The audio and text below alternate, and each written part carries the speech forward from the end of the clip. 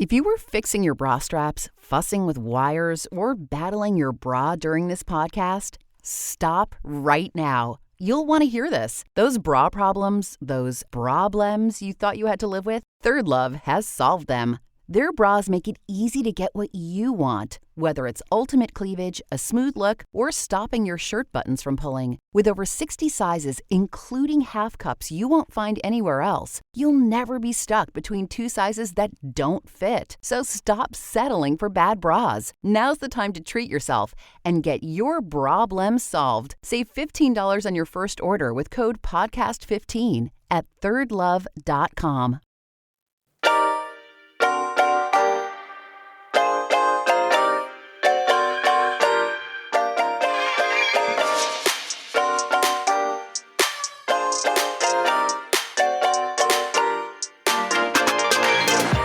Welcome to the RuPaul's Drag Race recap show for All Stars 10, episode 12, titled Tournament of All Stars Smackdown for the Crown. My name is Joe Batanz, and I am joined, as always, by one rigged co-host from the podcast. Pod is my co-pilot. Please say... I'm amazing. I'm so grateful. It's amazing to be here.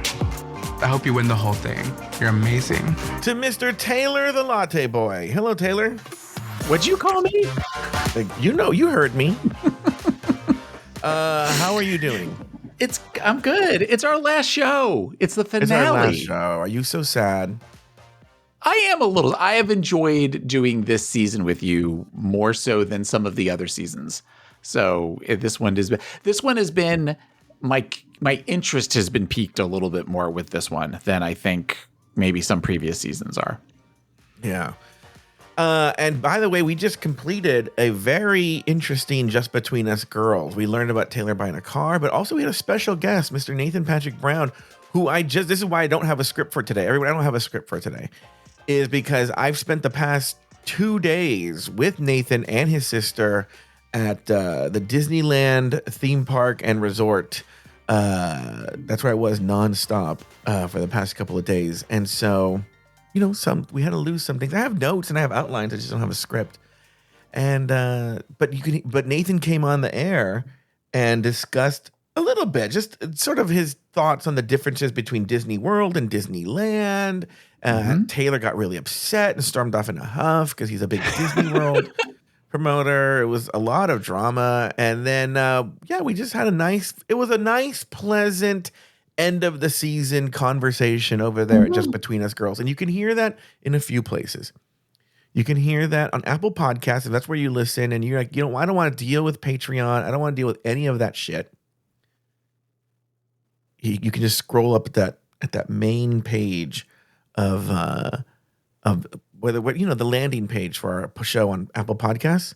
Yeah. It's right there. It's $6.49 a month. And you get, Just Between Us Girls. You get the show uncut, unfiltered, uncensored. Sometimes, depending on the season, early. You do all that. Patreon is the same thing at the premiere level. Executive tier, you do get Just Between Us Girls. But I will say, for those of you who are like, well, why do I need that now? The show's going away. Taylor, you know this. We've talked about this. There's a few things coming to the public feed and then some things coming to Patreon. Patreon, Robert Mata and I will be covering season 2 of RuPaul's Drag Race starting, I would say, the next week or two over at patreon.com/afterthoughtmedia on Patreon. If you do the Apple podcasting, you will get season 2 there as well. Okay. So it's the same thing. We never got to season 2? No. Nope. The furthest we've gone back is season 3. Okay. And that's in jeopardy because I did it with Salandra. And I fell. People don't know this. I literally fell asleep for the last half of the episodes, and we might have to redo season 3. Okay. Salandra catching strays all of a sudden. I don't know why. So, but see, right now we're doing season 2, and that includes Untucked. It includes everything, right? That's coming to Patreon, along with some other special shows. But to the public feed, do not fear, all is not lost. Is that what she says? Yes. I just think it was like, who says that? No. Yeah. All is not lost. Starting next week, I am rebroadcasting season 17 and All Stars 10 the complete episodes. So if you were in a public feed and for whatever reason you couldn't afford it, you didn't want to listen to Patreon, now you can relive the joys of season 17 and All Stars 10, complete, the entire thing, uncut, the way they were meant to be delivered. Okay? And that's how you got them on Patreon. They will be released on the public feed, plus a new show that I can't talk about quite yet. A new show coming as well. So we're not going away. Yeah. We're not going away. In fact, I shouldn't even say a new show. A show is coming back. Do you have an idea what that show is, Taylor? I know what my knee-jerk reaction is, but I know the answer to that one is no. What's your knee-jerk reaction? Catching Up. No. This is a drag-related show. Oh, a drag-related show. Do you want me to say what I think it is then? Yeah. Tell me what you think it is. Bring It to the Runway? We get to find out. I'm not saying yes or no. But there is a show coming back to the airwaves. I'll be on the show. Bring It to the Runway. I've never been on Bring It to the Runway. But what? Is it the one with your hot cousins? I don't know. You got to find out, Taylor. You got to find out. So your one cousin is so hot. Public feed. You don't have to go you don't have to go anywhere. Nothing's changing. Okay. There we go. Again, another cousin caught strays. First of all, your hot cousins, and it went down to your one cousin is so hot. Well, the one in particular, because I only ever saw the. You're talking about Alex. Alex. That's the one because one's bald and the other's got hair, right? Yeah. Okay, the one with hair. That's how people describe Taylor and Babalu too. Is that Alex, the one with hair? Alex is the one with hair. Yeah. Anyways, he's fine. Yeah. So and then also don't forget that you can get this show on Spotify, but because someone just wrote to me about this, you have to link your Patreon account to the Spotify so it knows what tier you're at. There was some other really good feature that I was like, oh, people don't realize it's a thing. Anyway, you'll hear about it in shows to come. But okay, on that note, why don't we take a break? When we come back, oh no, we don't take a break here. No, we don't. This is what I do. I go, this week, the 7 remaining queens enter the workroom and then learn that Carrie Colby was chosen to join the I don't have a script. I'm winging this right now. To rejoin the competition. That's when RuPaul announces there could be a tournament Smackdown for the crown. And the girls go head to head and multiple lip syncs. But it doesn't matter because in the end, Ginger Minge was crowned the winner of All Stars Season 10. So now we go to the big questions here. Taylor the Latte Boy. Yes. I think I'll just keep it at this. Did the right queen win the title of the winner of All Stars Season 10?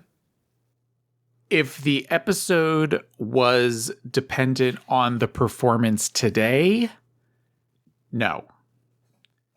For the finale. If it was based on her track record overall over the course of the season, I would say yes. I mean, if finger on the scale or not, I think that Ginger showed why Rue loves her as much as she does. And I think that there was definitely, she had some memorable moments throughout the season. But if it was about how she performed during the finale, then no, I think it should have gone to Georges. And even then, I'm sort of like, I mean, I guess when you take it to the actual finale place of the two of them against each other, I thought Georges did better. So I was thinking about this morning because my FYP is flooded. And the FYP is For You page on TikTok. With hot takes of people about this finale. To the point was, because our episode comes out on Mondays. The episode dropped on Fridays. So Drag Race dropped on Friday. Our show comes out on Mondays. I'm like, people have already spoken on this finale. What are we going to add to this? They're all expressing outrage that I wish they would have expressed during the election when it mattered. Right. Thank you. Or about the ICE raids. But either way, they're expressing outrage at something being unfair. So what are we going to really add to it? Look, here's the deal.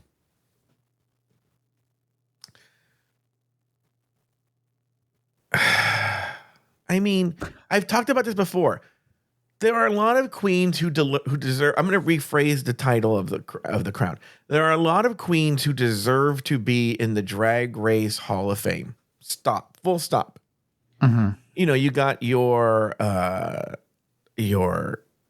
Ravens, your Jujubes, Right. your Ginger Minge, your Adore Delanos. You know, we can go on and on and on. Latrice Royale, you know, Manila Luzon.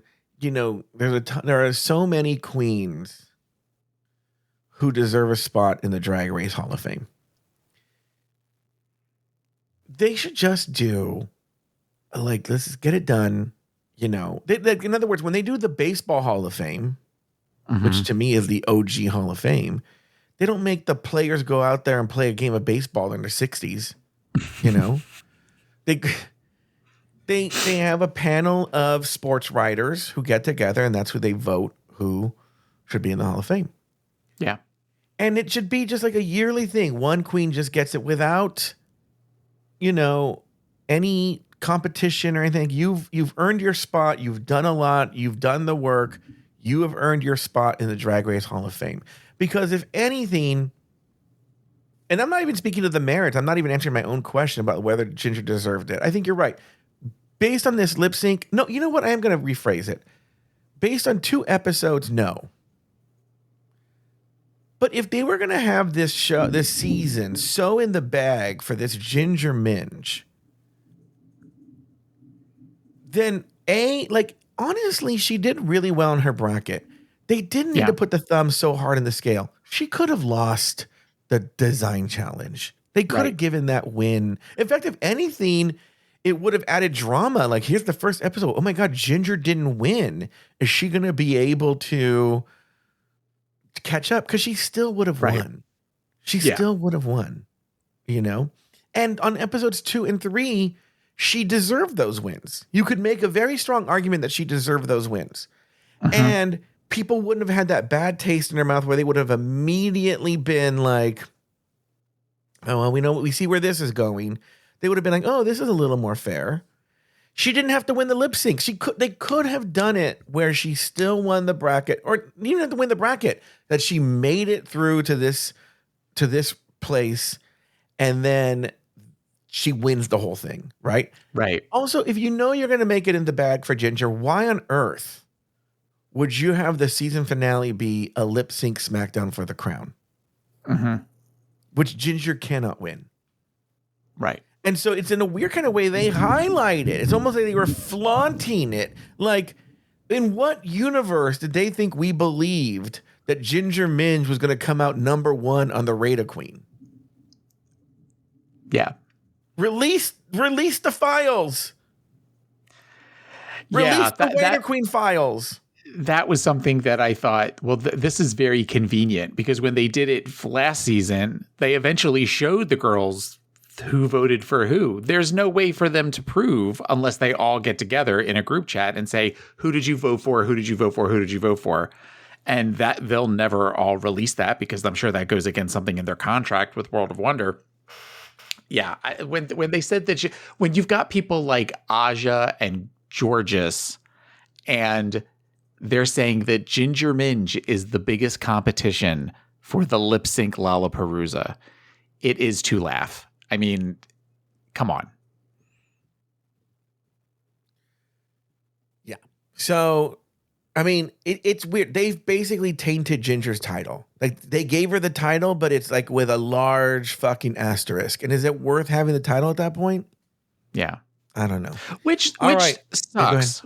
I mean, I think that Ginger, as you've said, has proven herself to be all-star worthy. And just everything that I see online is hateful, which it's not her fault. She chose to go on this, and then the producers decided to back her up the way they did. I mean, I think that, and Lord knows that we've talked about it on here too, but I don't think that we've ever said that she's not worthy of being an all-star. I think it's just sort of this almost isn't fun to watch because it's so ridiculous, so ridiculously in her favor. I mean, I don't know if I necessarily. People are like, "Oh, don't give Ginger the hate." I don't know that she deserved to win. That's where, to answer the question, I'm not sure that the right person won. I don't think so. To be honest with you.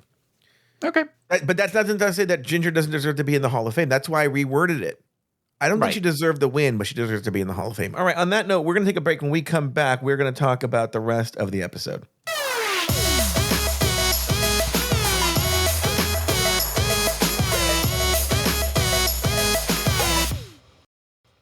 Long gone are the days of waiting to be seen in a doctor's office only to have that awkward conversation with your healthcare provider. Wisp gives you access to sexual and reproductive healthcare from the comfort of your home. Get treatment for BV, yeast infections, UTIs, and much more delivered directly to your home or ready for pickup at your local pharmacy in less than 3 hours. The best part? Wisp is discreet, convenient, and you don't need medical insurance to receive care or prescription medication. Visit us today at hellowisp.com. With a major selection of the looks your kiddos love starting at just $4 in the Walmart app, a new school year means a stylish new them. Who knew? Find skater skirts and Crocs that say, I'm casual but cool. Sparkly sneakers that say, it's my classroom, you're just learning in it. And preppy polos that say, I'm the teacher's pet, even if they're mommy's menace at home. Find their favorite styles starting at just $4 in the app. The Walmart you thought you knew is now new. Not all meals are created equal. For instance, breakfast has the spicy egg McMuffin for a limited time, and lunch doesn't. McDonald's breakfast comes first. Ba-da-ba-ba-ba.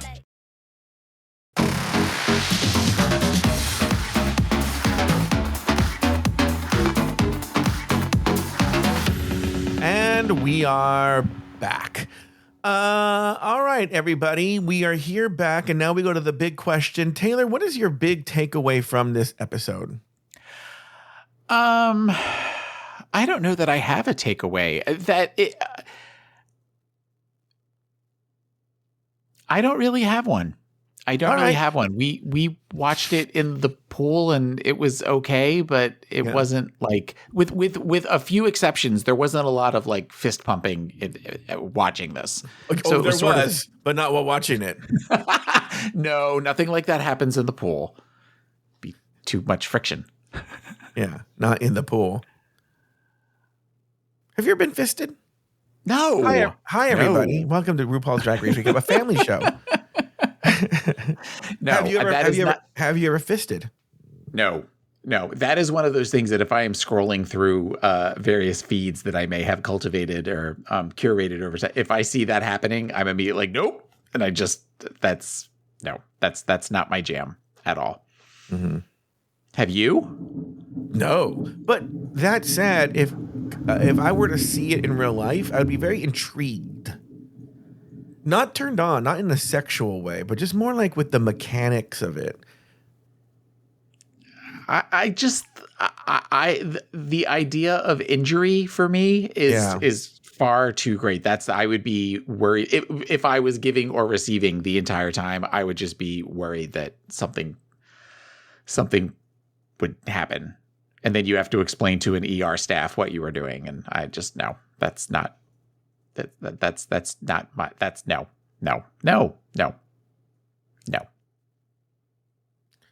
What's your takeaway?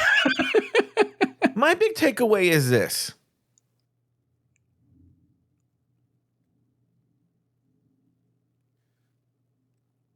Witches can be right, giants can be good. The line from Into the Woods. Okay. Or is it the other way round? Either way, the point being that Mistress Isabel Brooks is a horrible person. She's a lot of growing to do. Did you hear that one just as you said it? Yeah, I'm going to emphasize it now in recording.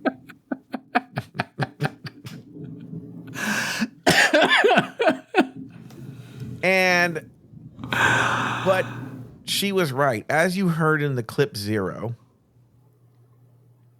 I think that is a big portion of her anger.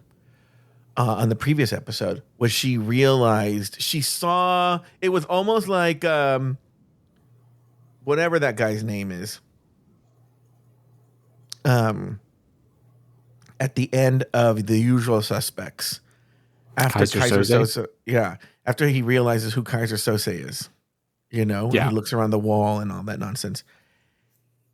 In that she stepped back, I talked about this last week, but once she put 2 and 2 together, how like the All-Star rules weren't exactly what she thought they were going to be, and then she saw what happened on that episode, regardless of whether she was right. Now, clearly she's thinking, oh, it's in the bag for Ginger because I was fucking hilarious on the Snatch game. How did I lose that? That's faulty logic. But the truth of the matter is she saw, again, like we talked about in the show, in the real universe, all these bitches talk, and they all know exactly what happened on the other brackets. Okay, right.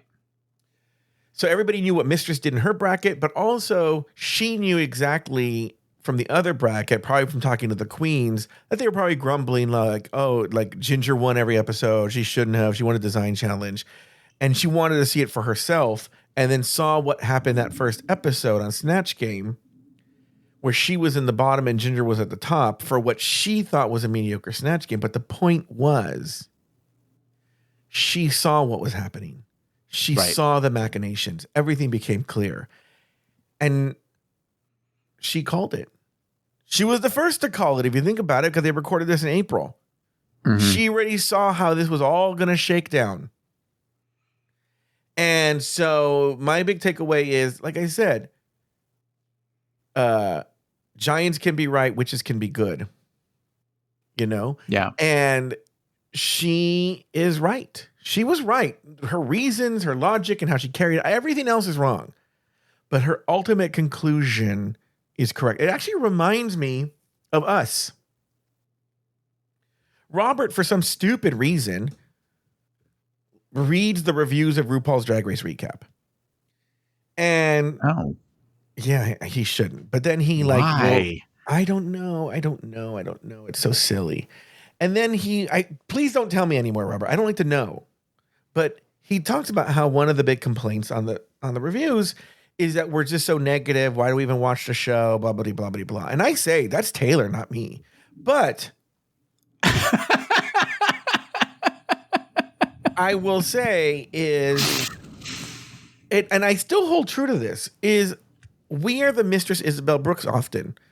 It's not so much this season and the past few seasons, but there were seasons, I would say maybe with like 11, 12, 13, those early seasons where it started to plummet and go downhill, where people were saying a lot about this stuff and we were calling it, what's the one that was considered really bad? I think it's 13. Like 13 or 14 is considered like really awful. The one with Willow Pill. That's 14. Oh, okay. Whatever one of those, both of those seasons are awful to me. But anyway, whatever those seasons are, or whatever that season is, I remember people saying, "Oh, why do you guys even watch the show? You hate it." And in the moment they like it, and then in retrospect, everyone, again, I have been using this word a million times, but the RuPaul's Drag Race zeitgeist decide, no, that was a bad season. Somebody has the balls to say it. The tipping point goes the other way, and everyone, but it always proves us to be correct. But in the moment, they think we're being negative. Why? Because the people who are the loudest are the ones who are like the biggest fans. The people similar to the reverse for 7. Everybody says 7 is a horrible season, but when you go back and realize like the iconic cast and everything, people now can go back and watch them and go, you know what? It actually was a pretty good season. That's a very good point. A lot of You're drama. right. Yeah. Season 7 isn't as bad as people think. I think it was seen as bad because seasons 5 and 6 were so fucking good that you were like disappointed. Here's the other thing too, and again, it's hard in the moment to see, and I've talked about this before. Season 7 is a fundamental shift in how the drag queens see themselves. It's a fundamental shift in that you start to see drag queens now who maybe weren't raised by Drag Race, but their whole idea of drag is shaped by RuPaul's Drag Race. Not all the queens, there's a mix, but some of the queens are shaped by Drag Race. It's a much newer version of drag. and much more social media conscious than you hadn't seen in previous seasons. So they're much more aware of their own, how they would be seen on the show. And it's a fundamental shift in that in the show. And so that said, a lot of the challenges aren't so great, but it's a very good cast with weak challenges and a cast that's more self-aware. But it's a better season than people give it credit for. Because we didn't know what a bad season was, actually. And then now we know. So, and so it tends to be proven that ultimately most of the time we're right in how we feel about the show. And so Mistress in this case, look, a fat, gay Mexican who's rotted, who speaks the truth. Groundbreaking. So, florals for spring, groundbreaking. Yeah. So, water is wet. Right. And so that's my big takeaway. I have a big surprise for everybody, mostly because this episode's so short and I don't want to give myself more work. For this episode, the public tier is going to get the whole episode. Okay. But just for old time's sake, while you guys stay on the main stage,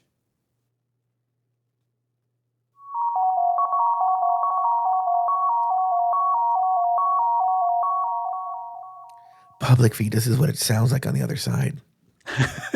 Isn't it cozy? Yeah, we've invited you into the Drag Race recap special area. We have a bar. Yeah. Breath mints. Taylor's in the pool making out with chubby guys. Are they all chubby? Yeah, for the most part. It's a group of bears. That's really kind of yeah. Mm-hmm. What's on the menu when you're there? No, it's an after. Everybody's on their own for dinner, so it tends to be just like little snacky things. Like what are some examples? Well, I've brought cookies before, and there have been the guys who host it. There's an Asian market not far from them, so they tend to bring back like little like candies and stuff from there. So we kind of eat those, and chips, and the one guy's mom made plum jam, which I had never had before, and it was delicious. But we were eating that off crackers one night. That's it. And only crackers. Only crackers. Only crackers. Crackers is the name of one of the bears that goes there. It's the name of his butthole. And by the way, guys, meet Crackers. Would I be invited to your pool party if I went to Orlando?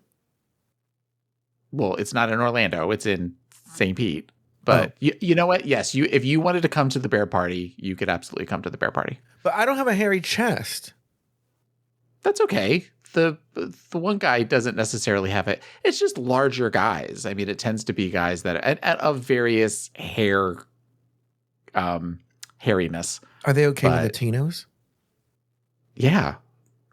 Yeah, that doesn't seem to be an issue. No, because the one guy who comes, actually, the one guy isn't a larger guy. He's very muscular, and he's Latino. Actually, I think he's Latino and black. Maybe I have to go. Maybe I have to broaden my horizons. Mm-hmm. Remember, horizons, I mean my asshole. Horizons is what I call my asshole because it looks like a star. All right, let's buzz through this here. Here we have, okay, so after the eliminations, they're like, congratulations, Lydia. Congratulations, Bosco. They actually talk about how they're missing Mistress Isabel Brooks, which I thought was interesting. That they were like, oh, it's sad not to have her here. And I'm like, oh, it's weird. Any thoughts on anything? Yeah. I thought that considering how tense it was the last time they all came in with Mistress, everybody almost seemed slightly relieved. So the whole like, oh, gee, we miss Mistress was here, to me seemed, with the exception of like Georges and Lydia, I thought that seemed very untrue. I think that was a, hey, if you guys want to say something about Mistress right now, it might be nice kind of thing from, behind the camera. But I did not get that everybody was everybody was, forlorn that she was gone. You also said something last week that I had not taken into consideration, but My feelings makes sense. Makes sense. I never take your feelings into consideration. Yeah. Makes sense in that the reason why Mistress left was that they were not giving her what she was not giving the producers what they wanted after she figured out that it was going to Ginger. And that whole scene of I'm amazing, everything's fine. And then I never really realized until you talked about that and I saw it again. She's almost looking directly at the camera at that point, or she looks like she's looking at somebody off camera. And the way that they talked about where everybody was trying to say nice things to her to engage her, and she was just responding, and that was it, felt very intentional in that it was a fuck you to the producers. Yeah, I think you're right. I think it is a coded mess. Not coded, but like she wasn't really talking to them. I agree with you on that one. Yeah. I think it was really like she was talking to somebody else. You're right, that she wanted them to hear this. All right, then the next day they come back into the workroom. They're wondering who's going to come back, and then in walks Carrie Colby. I actually figured something out here. And believe it or not, this is a more subtle piece of evidence about the riggery. I think the reason it was Carrie, because come on, it was rigged for Carrie, is Carrie's an LA girl. Yeah. So they were like, why wasn't it Denali? Why wasn't it Tina Burner? And I think that they knew because it was rigged for Ginger. And everything was rigged on how it was going to go. Everything was just nothing left to chance. Right. That person was going to go out first. They were going to come for essentially one day, and be eliminated with no chance of winning. It would almost be cruel to force Denali or Tina to fly all the way out to LA just to be eliminated in the first round. Yeah. So it wouldn't be as cruel for Carrie, who's right there. You're here. It's a day out of your life. Somebody like Denali to fuck up their plans and do amazing, and then they have to bump her through. Usually I would say you're right. But as we saw, that doesn't fucking matter. Yeah. Because they will just do what they're going to do. In fact, we'll talk about that even in the first lip sync. Just tip my hand a little bit. Carrie won that lip sync. Yes. But, thank you. Yeah. And so then they come in, they're like, oh, Carrie, blah, blah, blah, blah. Then they go to the workroom, and then they say, oh, they're going to do Raider Queen. RuPaul comes in and is like, oh, we're going to do Raider Queen. I was like, oh my God. And they were all asking Lydia, like, what's it like? Because none of them they did Raider Queen for the first time on season 17. So by that point, Lydia was the only one who had done Raider Queen. By the way, little funny inside joke that I think's in the episode is Lydia talks about how her lip sync Smackdown I think she's the only. She goes, oh, I've done a lip sync Smackdown for the Crown. She makes some sort of a comment. I don't remember what it is. Yeah. Because she says, oh, I've done a lip sync Smackdown for the Crown. I know it. She would have just done it a day or two before, like a week before. Well, except that this was recorded months later, but from when she did her bracket. Yeah. No. Lip sync Smackdown for the lip sync Smackdown for like the second prize. That was done later too. That was done the same day as the finale. Yeah. She had just done it. Okay. Oh, you're right. Okay. Yeah. She had just done it. And so I think you could see there's a little twinkle in her eye, like, oh, yeah, I have experience. And you're like, oh, yeah, you had just done it. So she had, So anyway, so Raider Queen discussion. Then they all talk about what it would mean to win All-Stars. Then they all do the stupid Raider Queen. I don't know if there's anything here you want to talk about. This is before we go to the main stage. I guess with Raider Queen, on the previous seasons, or for last season when they did it, there was more of it felt like there was more weight to it.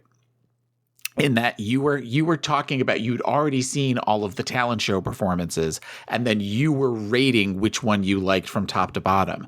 This didn't make sense to me as far as so are you rating who you want to go up against the most versus the ones you want to go up against the least? Is this the one that you think has done the best this season so far versus the one that's done the least well this season? Like, it didn't really make any sense as to why they were doing Rate a Queen, other than they're trying to jam this Rate a Queen into every season now. This is something that would be a good question for ChatGPT. I am not good at games like this and blah, blah, blah, blah. My initial instinct would be that the way they were, if they were going to use the Rate a Queen accurately, so the logic was, if you rate a queen, we're going to use these rankings to set the seeds for the lip sync Smackdown.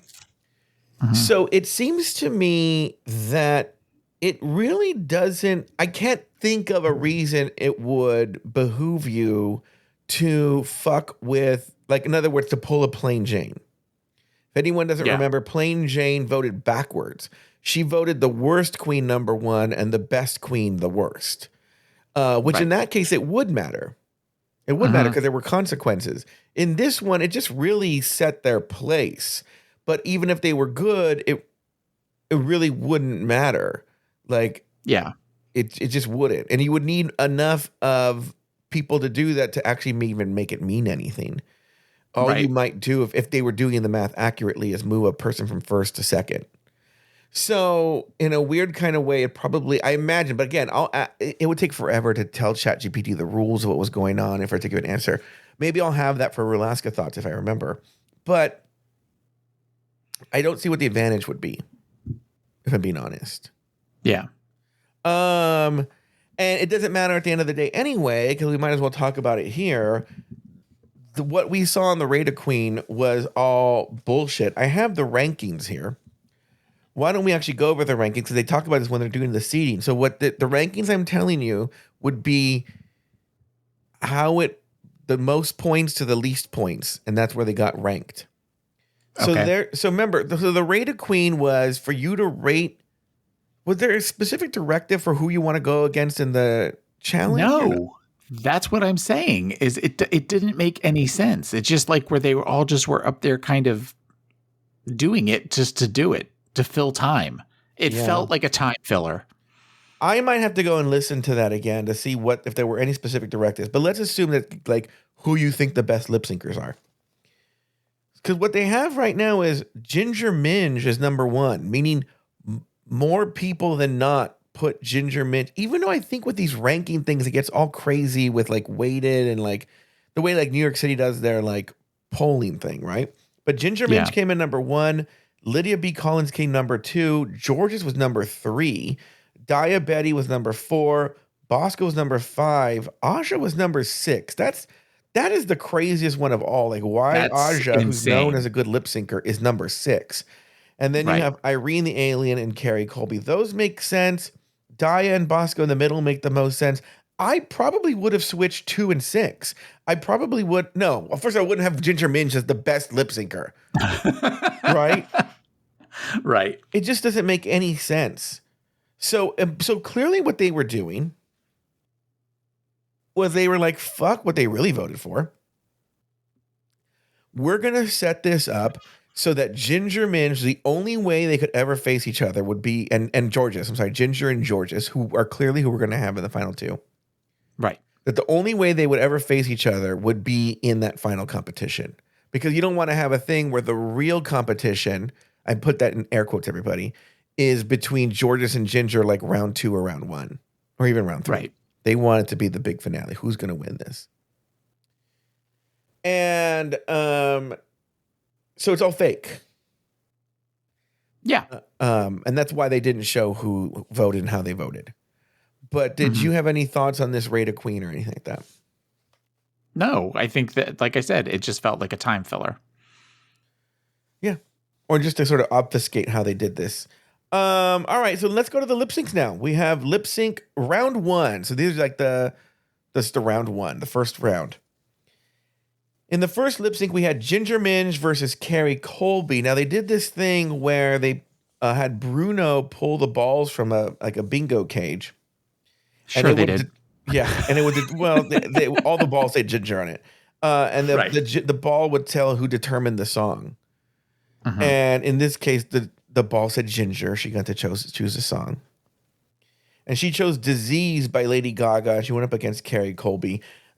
She lands up winning the lip sync. But Taylor, what were your thoughts? I thought Carrie won that one. I thought Carrie was more animated. Carrie was giving a lot more face. Carrie was being unattractive at points, and I mean that as somebody. I think Carrie Colby is beautiful, but I mean it was like she was doing things to her face that was really emoting the emotion in the song, whereas Ginger was just kind of stomping back and forth and twirling that denim coat that she had on. I when that was over, I thought before they announced Ginger, I'm like, oh shit, maybe this has all been a big joke this whole time and Ginger's going to be first out. As we saw, that wasn't the case. And she did her signature move, which is as she's walking by the person, her competitor, she goes like this and goes, makes a weird like, this is what you're having here face. That's her signature move. Like, and RuPaul dies every single time, which is like, what? She also did the thing, a big sin, I think now, in Drag Race. And I know this is a moment Manila Luzon does and she's famous for, but like, we're done with the drag queen cross-eyed during a big note, which is what she does. And I'm like, okay, well, again, it's not that Ginger Minj is doing a bad lip sync. She's doing a very 1994 drag club performance. She is a drag queen of a certain time. Yes. And she's not trying to do more. She's literally doing what she's always done. There's nothing different. Nothing's changed. It's walking back and forth. It's pointing. It's twirling the dress. It's making that stupid hands up, looking at the other lip syncer and making like this is who you have me up against face. And that's it. And, I wrote even on my notes before the end, I said, I don't know. It feels like Carrie won this lip sync. Not a good start. Not a good start, meaning like, oh, we're seeing the riggery already. Because in any universe, Carrie would have been the winner of this lip sync. Absolutely. Okay. Next round, we have Lydia B. Collins versus Irene the Alien. On that one, we had Lydia got to choose the song. She chose Joyride by Kesha. And Lydia lands up winning this round. Any thoughts here? One, I love that song. Yeah. Two, so I was excited to see that it was one of the songs they were performing. I disagree with the winner. I think had Irene not tripped at that one point, I think Irene did the better lip sync of the two. Honestly, I thought that she was doing more. Lydia to me isn't a great lip syncer to me. I don't get all of the Lydia love in that regards. But I thought that Irene was giving a more seductive performance with it and doing a lot more with her face and a lot more with the hair and everything that I was really when she tripped, I thought like, oh, that's not good. But up until that moment, I thought it was Irene's. I have it here that it was a tough one for me that I couldn't tell who was going to win. I thought it was very close. So you saying that makes sense. I'm not disagreeing with it. Like it was a toss up for me. I didn't even name a winner. I will say I'm no expert in the duck walk. I'm not Aja, but Irene did a duck walk that was awful. Yes, she did do it, but that was after the trip. Oh, okay. That was after she tripped. So I'm taking that into consideration. But I thought at the end of the day, this lip sync doesn't matter because nothing happens with it. All right, the next round we have Georges versus Aja. Now, in theory, this should be the final lip sync. These are the two best lip syncers. Georges got to choose the song, and she chose "Party Lights" by Natalie Cole. And Georges lands up winning the round and sending Aja packing. Your thoughts here? I was expecting more from Aja. I wanted more. I loved the idea of her coming out in that like latex nun outfit, and thought that we were going to get something really amazing afterwards when she pulled that off and was sort of like, okay, she just looks like kind of a sweaty mess right now. but it was a disappointing lip sync all around, as far as I'm concerned. So I have a take here.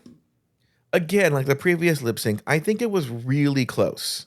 I think this is the first moment where we're really seeing that they're using the edit and the camera to really favor one to make you think it wasn't as close as it was. Because I do think Aja probably gave a much more dynamic and better performance than we saw, but they couldn't show it to you, and they only stuck on Georges because they didn't want you to think it was that close. They wanted you to think that Georges swept the floor with Aja. So I think this is the first time you're seeing Georges. I mean, you're seeing the rigory really, really come into play. It's building. I wrote here that I think it's really close, but I said at the time that I think if I were the judge, I would have given it to Aja, is what I wrote. Next round, Diabetti versus Bosco. On that one, that was Bosco got to choose, and she chose "Show Me How You Burlesque" by Christina Aguilera, and the winner was Bosco, and she moved on. I want to hear your thoughts on this. Best lip sync of the season from Bosco, but best lip sync I think from anybody this season.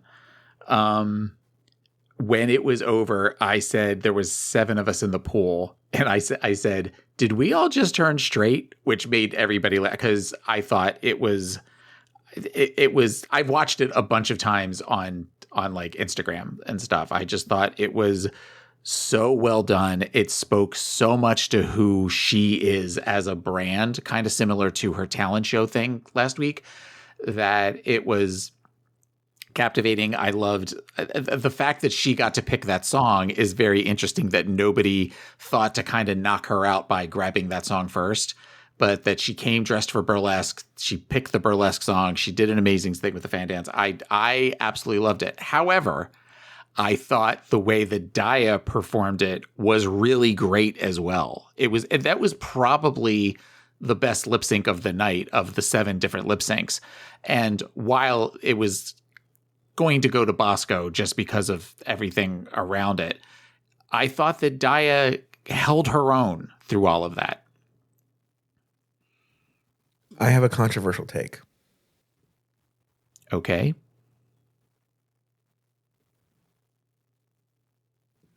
I'm going to be very careful here. Even though I'm not going to say anything offensive. Okay, I was going to say, okay. I'm not saying anything close to offensive. I'm just saying careful just because I feel like, there's, there are certain people you just can't say anything like, the Beyonce stance. With Beyonce, you can't ever say anything. I heard, this person's going to hear this.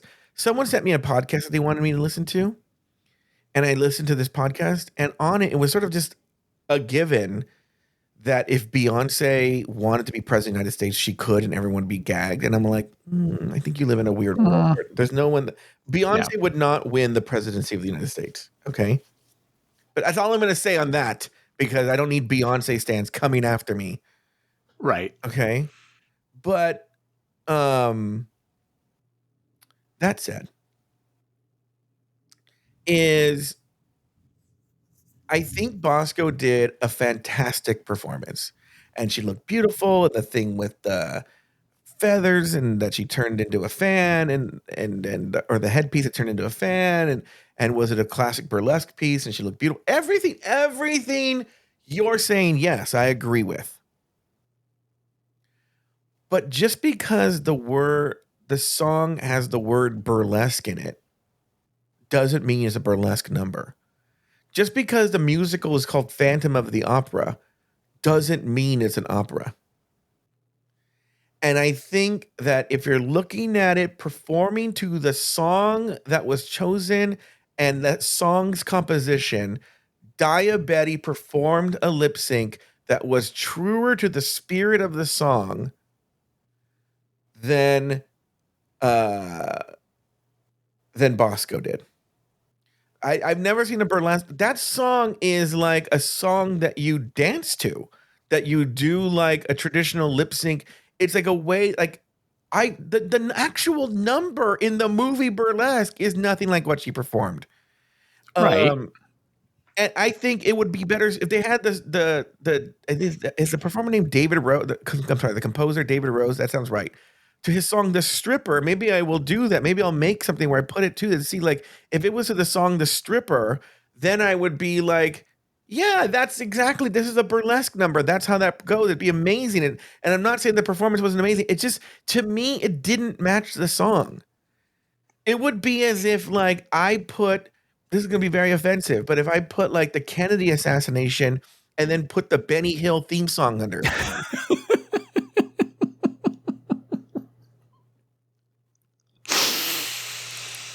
Okay.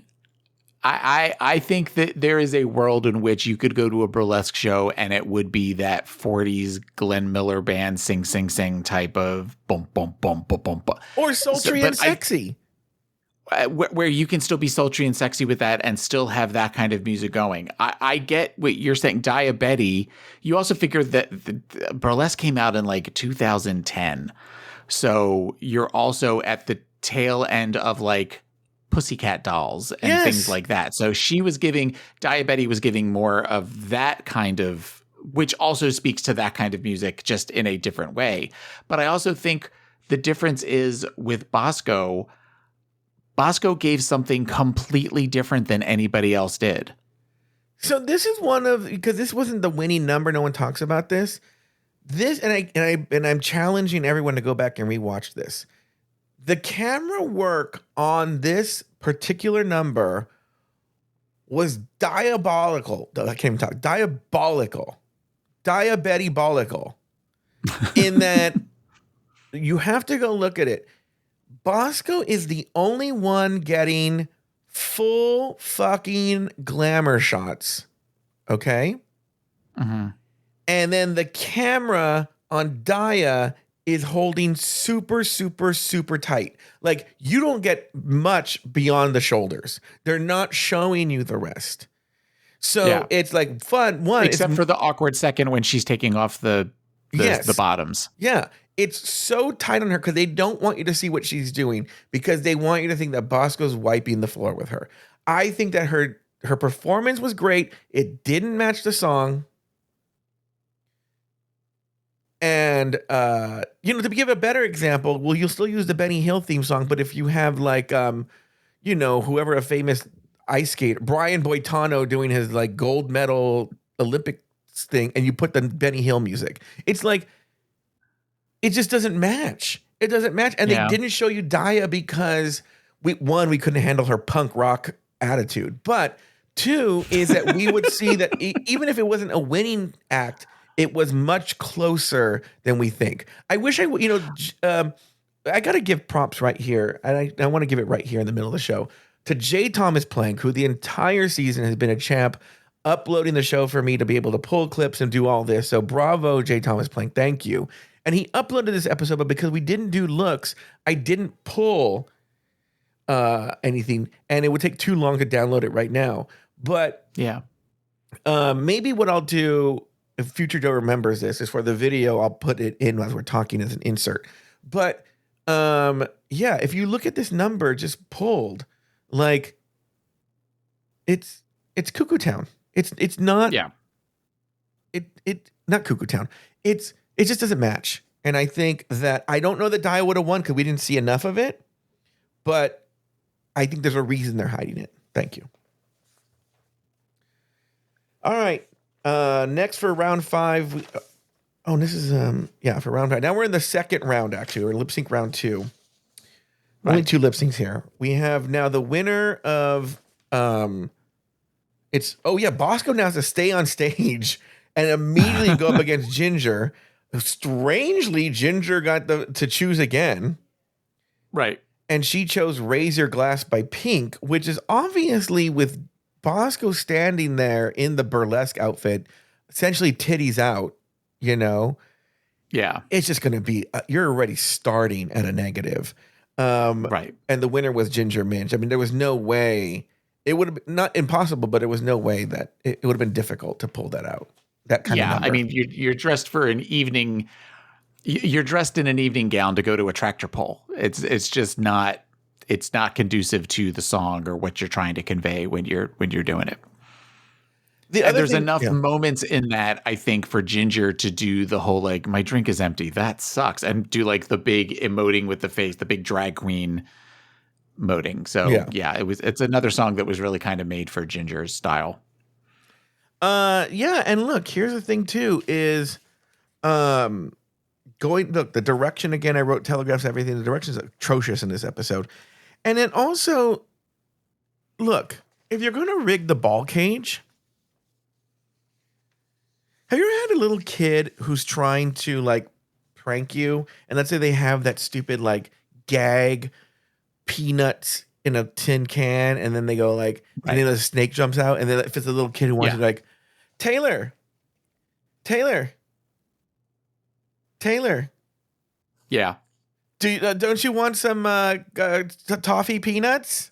There's toffee peanuts no, right there. I'm good. You got me last time. But there's toffee peanuts right there. It's like that. They kept overselling. Don't look. Take the ball out, and they all have different names on them. You know, you're like, okay. Like, we all made the joke that there was just one ball in the thing. Yeah, there's no ball. All right, let's move on to round 6. Now, this is Lydia B. Collins versus Georges. On that one, we have that there's only one song left. So it's Whenever, Wherever by Shakira. And the one thing they tell us, like, oh my God, Lydia, she was a fan of Shakira as a little kid. She had a Shakira-themed birthday party. Georges is in trouble. But Georges ended up pulling this out. Taylor, what did you think of this one? I thought that Georges clearly won this one. I thought that she did more in alignment with the, kind of doing the belly dancing and doing the, the gyrating and stuff. Whereas I thought Lydia was just Lydia was being very Lydia, and that doesn't match. That's not conducive to what the song is. So I thought that this was the clear winner, that Georges won this one. Rafael Perdea in the chat room. Everyone should know we do these live for all members, all Patreon members, by the way. He said that the Bosco lip syncs the last video or the latest video, or I don't know when you get this. It's on the YouTube channel. So if you want to check it out. Yeah. Okay. No, Taylor, but you know what's so funny is, yes, Lydia may have loved Shakira, but she was not bringing the Latin energy that you need for this number. So clearly favored for Georges. But even that said, again, if you want to study the riggery, this is a great lip sync to look at. Why? Compare it with the Bosco one. Compare it with the other ones we've been talking about. Compare it with the final one. They don't need to do the tricks. So this one has a much more fair direction. It's very even. They're showing the queens equally. They're showing them in wide shots. You get a very clear shot at Lydia. You really see how she's performing. You really see Georges. Why? Because they don't need to sell it. They don't need to do anything. It's so clear that Georges won this lip sync. You have to compare this, use this as the basis. This is what most lip syncs look like, and then use it for the other ones. And you're like, oh, this is fucked, what they're doing. This is completely fucked. And then finally, we have the final round is Gingerman versus Georges. This has been analyzed to death on TikTok and Instagram and Reddit. But did you have any thoughts here? We know that there's no song choice. The song is, what is the song? It's Raining Men by the Weather Girls. And it's actually strangely a kind of even song with only a slight tip towards Ginger. Just a slight. I think it's something, it gives Georges something to chew on here. And as we see, with the winner of the entire season is Ginger Minj. Your thoughts here on this final lip sync? I thought Georges did better with the song, though. Honestly, I felt like I feel like she did something that she doesn't normally do, in that she gave a lot of face with this song. I feel like she tends to focus more on the movements and her body and all of that kind of thing. And she's an amazing dancer, but this was one where I feel like Georges was the last one in on the joke. In that I think Georges thought there was a really good chance that she was going to win the whole thing. And so in that regard, when they announced Ginger as the winner, I could be happy for Ginger, but I was also sad for Georges too. A queen that I have never been a huge fan of, but there was something about this that I thought like that really sucks. So they filmed the double crowning. They did? Yeah. And they leaked it. The image of the double crowning was leaked earlier in the week. And I'm going to tell you something. Before I say it, let me comment on the lip sync. Yeah, Georgia should have won. Ginger was so fucking corny, and I really just did not like her lip sync at all. So again, fucking the same old Ginger Minch tricks. I don't know. I think she's really corny. Okay. It all comes down to the little things. I think this is my theory. It all comes down to the little things. And I can't think of any pop culture references, history references, or anything for this one. So I'm sure they exist, and maybe people will weigh in. But sometimes the little things. Do you hear that? Okay. Sometimes the little things, and sometimes not so little things that happen, come back to bite us in the ass. And I wonder how much, like, in other words, where you and I differ, Taylor, and also Robert's on your side, but where I differ with the two of you, is when I say that Mistress, I said this last week, that Mistress really pissed off the producers when she was behaving that way, and I thought that she sort of sealed her fate. I don't think that meant, okay, it's a given for sure she's going to be in the bottom. What I think is when you do something like that, or you piss them off, or you do something, or you do anything, or you give them a good storyline that it would behoove them, it would fit the storyline. Mm-hmm. That if you're in the bottom, it tips the scale one way or the other. Okay? Yeah. But I think everything happens as it happens, and then things land where they land, and then it can just tip the scale one way. And that's what I kind of think here, is I kind of think what we saw was some sort of karmic justice to Georges for her part in stealing the points and in being team mistress and that ugly thing. I think personally, I don't know this Georges, but I don't think Georges is a bad person. I think she's a very sweet person, but I think she's a person. I mean, she's a bottom, and a bottom, like a bottom's bottom. She's the most bottomy bottom of all bottoms. Okay, she's the Marianas Trench. That's what she should name her name. She should change her dragon to Marianas Trench, right? Of bottoms, and I think what comes with that is a passivity and going with things as they are. And Mistress is a very strong personality. And I do think she and Lydia is also a bottom. They hitched their ride to Mistress because she was a very strong personality. And I don't think that they just went along with their behaviors, Yeah. And so I don't think she was an active participant. She went along with what Mistress did because she wanted to win Mistress's favor, blah, blah, blah, blah, blah. But I think this is where we saw the price being paid. In that, by participating in that, well, now, and going along with it, not really even apologizing, because even in the story where they were over it, where Carrie was over it, Georges never fully apologized.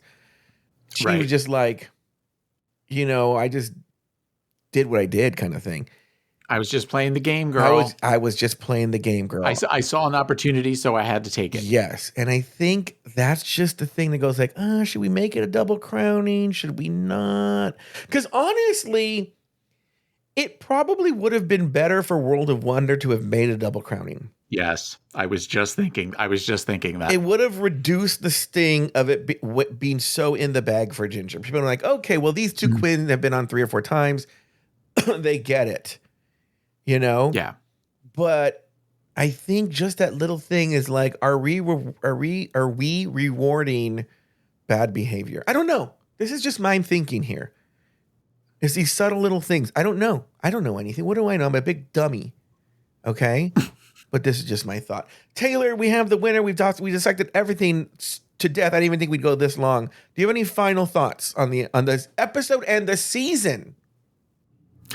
I will be curious if they do this next year, which from what I've seen on rumor sites and everything, they've already got the cast for 11 picked out. What this will be like when there isn't somebody that going into it is such a front runner, like where everybody went, oh, well, if Ginger's on the fourth time, then yeah, clearly she's going to be, she's going to win. And we got proven that from what I've seen of the cast, there isn't anybody that you kind of look at and go, oh, well, okay. So we know it's going to be Ginger part 2.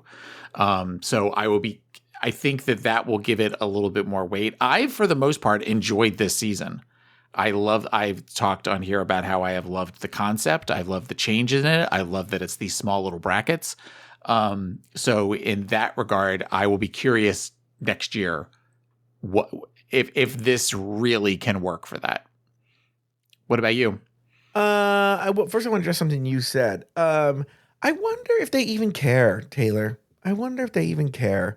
I think, I talked about this before. I think that the show has become such an institution that you get institutional thinking. And I'll actually use my own life as an example of it, right? And I'm going to throw someone under the bus, but it doesn't matter. Is a lot of the fans do not like Christian Ochoa. Present company, you being included, okay? And I get it. There's something really obnoxious about him on the air. But I was just telling someone this the other day. Is I know him on a personal level. Right. And everybody I know that has met him on a personal level at least likes him. Right? I love him. I think he's very thoughtful. He is, believe it or not, very generous. Very, honestly, apart from the really annoying behavior, really just a wonderful human being. Really, truly. Okay. Why it doesn't translate on audio and why he behaves that way, I don't know, right?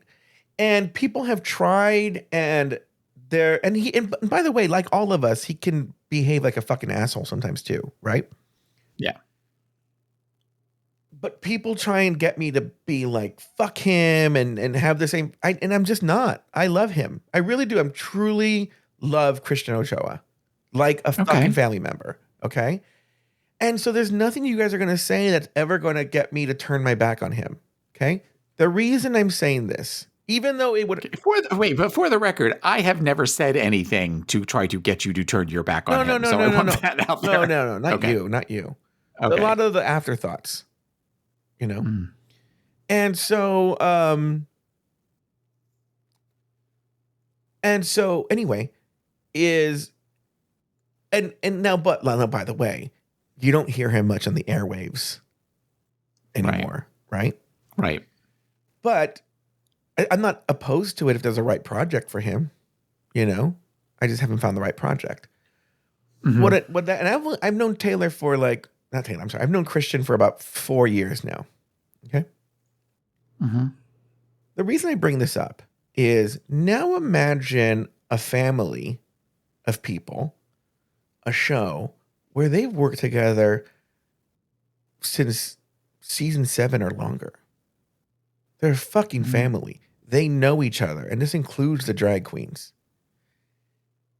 And because the truth of the matter is the only way you're going to improve this show to its upper level, to the highest level where it was performing before, is they would have to do, I'm not saying you have to fire everybody, but they would have to do a major institutional refresh of how they approach things. And I think that's hard for any institution. Okay. At my second job, they have a fucking mess with the laundry, right? They just can't get it together. Okay. I've come in with crazy ideas that are great, because I'm newish. Boom, boom. No, here's what's wrong. Boom, here's what's wrong. Boom. They won't do it because this is the way we've always done things. Right? Right. It's an institutional way of thinking. So the only way that you get rid of that institutional thinking is you clean motherfucking house. Right? Right. And I think they love each other too much. They can't clean house. Yeah. There is a producer on this show who has violated almost every ethical thing you can think of as a reality show producer. He slept with at least 2 of the contestants while they're filming. Okay? Mm-hmm. The Naisha Lopez and the Roxy Andrews specifically called out a story producer by name at Roscoe's and her unethical behavior. Nothing like sex or anything like that. More just getting too close for the drag queens and playing favorites. Okay? Mm-hmm. But she's been with the show for years and years and years. I think it's just very difficult, and I think that's the problem. I think the problem with RuPaul's Drag Race is they don't care because it's an institutional way of thinking. This is the way we've always done SNL. We'll see how it is next year. Yeah. But the reason their political sketches were so terrible or so boring or so old was the guy who wrote them was really old and had been there since the beginning. That's the only way they're going to improve this show. Yeah. Is clean house. The point is I have to win like one of those $1 billion lotteries and then just buy World of Wonder. That's what the solution is. All right, Taylor, any other final thoughts? No, that's it. All right, I've enjoyed doing this season with you. I enjoyed it too. It's always a breath. It's a breath of fresh air. All right, that's going to do it for this season of RuPaul's Drag Race Recap. Be sure to join us next season and every season, everything that we do as we continue to discuss, dissect, and deconstruct each brand new episode of RuPaul's Drag Race. So for the final time this season, Taylor the Latte Boy, big thank you to J. Thomas Plank for all he's contributed. Big thank you to all the afterthoughts, especially the people in the expensive tier. Stick around for their names. Sashay away until next season.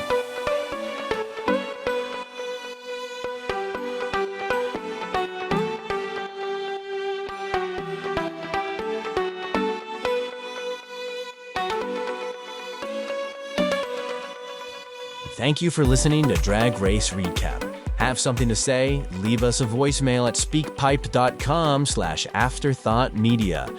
You can also email us at dragracerecap@afterthought.media. For more Drag Race and LGBTQ+ content, support us over at patreon.com/afterthoughtmedia. This podcast was produced by Luke Stamen. You can follow Nathan Brown over on Instagram at NathanBrown90. Follow Joe Batance on Instagram at Joe Batance. Special thanks to these expensive tier Patreon supporters.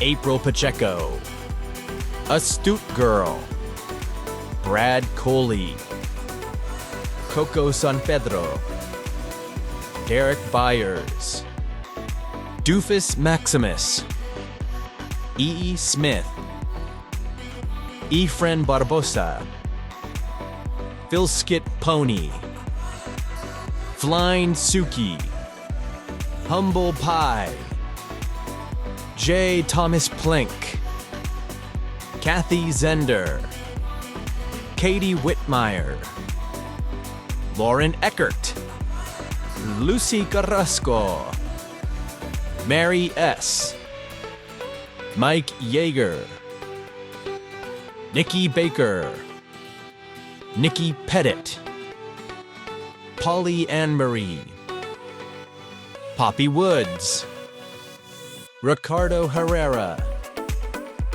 Runner Brandon, Sarah Yu, Tom Bobbs, Travi Cosmos, and Troy Anderson. Drag Race Recap is an Afterthought Media podcast.